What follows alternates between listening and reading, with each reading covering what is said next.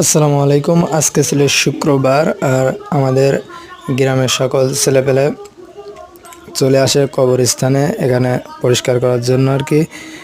আর এই উদ্যোগটা নিয়েছে আমাদের আহলে হাদিস যুব সংঘের কর্মী সমর্থক, আমাদের বড় ভাইরা আছে তারা।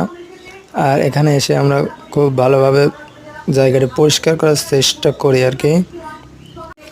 আর এই যে আপনারা দেখতে পাচ্ছেন বাউন্ডারি কত বড়, এই জায়গাটা প্রচণ্ড পরিমাণের ঝড় জঙ্গলে ভরে গেছে, কবরস্থানও ভালো করে দেখা যাচ্ছে না।